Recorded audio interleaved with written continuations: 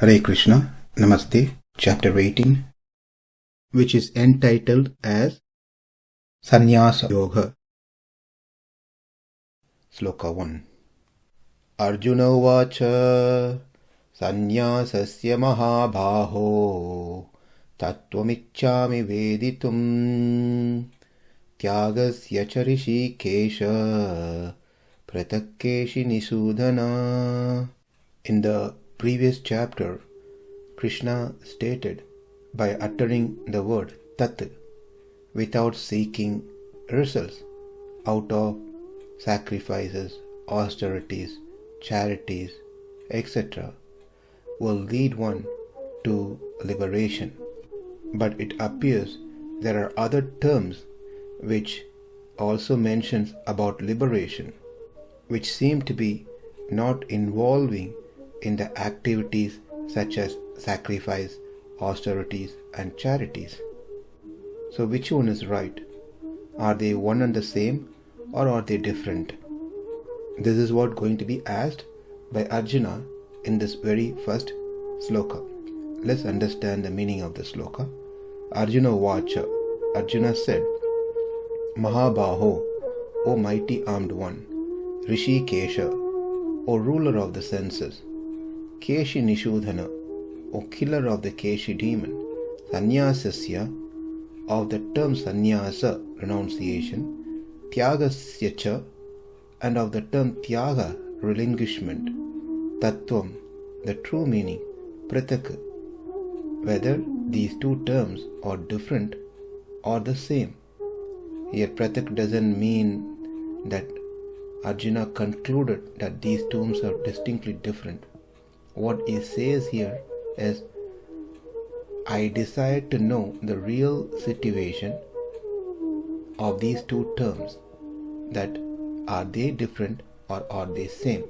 Pṛthak, veditum, to know, icchāmi, I desire. Translation. Arjuna said, O mighty armed one, I wish to understand the purpose of renunciation, tyāga, and of the renounced order of life, sannyāsa, O killer of the Keśi demon, master of the senses.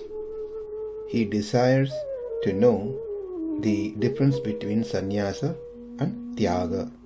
Though the difference term is not explicitly mentioned in the translation here, but when it says, wish to understand the purpose of tyāga and sannyāsa, that means whether this has a different purpose than the other one. Therefore, it implies that Arjuna is asking what are the difference between these two, if they are different. If they are one, then what is their nature? Likewise, if they are different, what are their nature? I desire to know the true import of the term sannyāsa and tyāga. Do these two terms have different meanings, or do they mean the same? In either case, I want to have a clear understanding of the truth regarding these two terms, tyāga and sannyāsa. Tyāga means giving up, sannyāsa means renunciation. Are they one or are they different?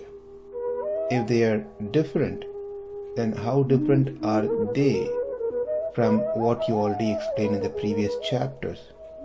To follow the Vedas, to perform austerity, charity, sacrifices, etc.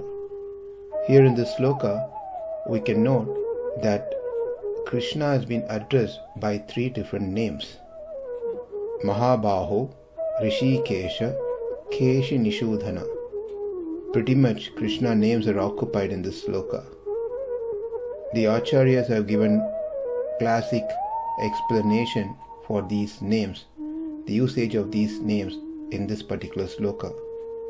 Mahā-bāho, you are mighty armed one. Now that we crossed 17 chapters, now we have a next final ocean, huge ocean to cross, that is 18th chapter, which has 78 slokas. You help me to cross over the 17 chapters. Now it is very important that you help me in this last leg of the Gita, chapter 18, to cross over. Since you are mahā-bāho, only you can help me to do that. hṛṣīkeśa, master of all senses, ruler of all senses. Like we explained earlier in the introduction, that chapter 2 is the summary of Bhagavad Gita, chapter 18 as well, which is the summary of whatever has been covered so far. Arjuna is calling Krishna hṛṣīkeśa so that Arjuna can remain equipoised. So he can have full focus at least this last chapter. Let the explanation stay within me.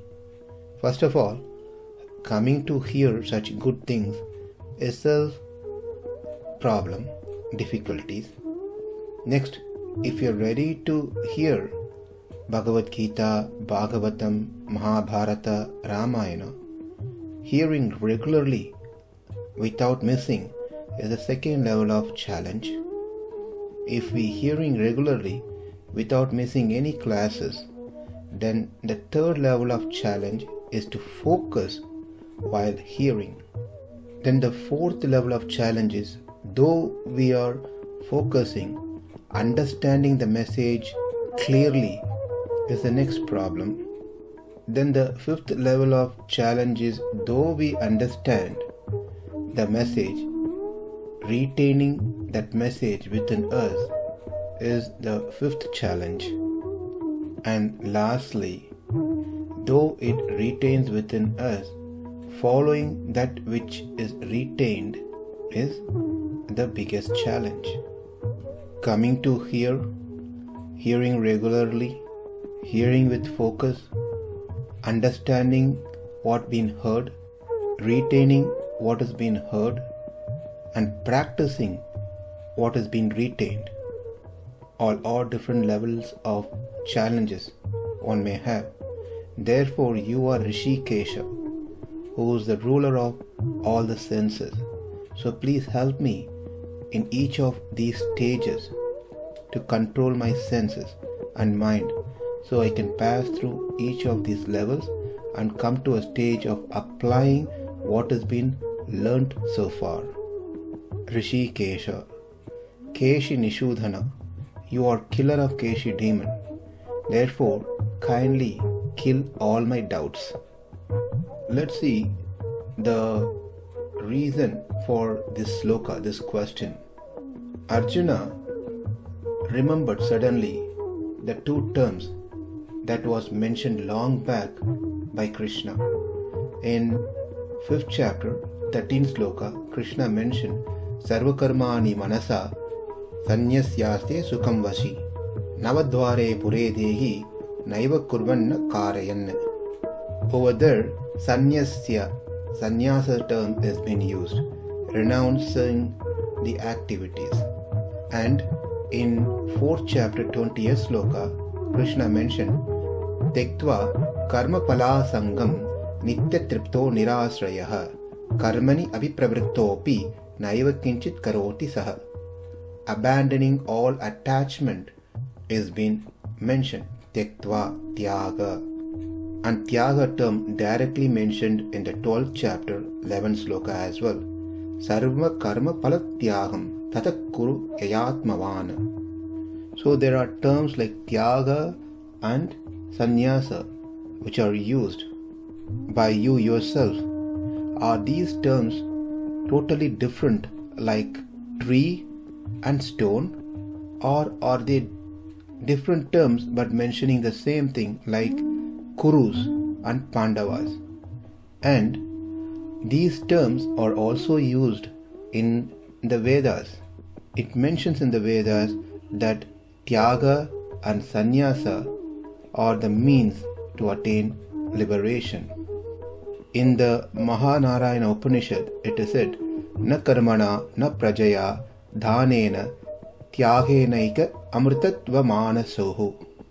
Not by work, karma, nor by producing progeny, nor by wealth one can attain immortality, one can attain the spiritual world.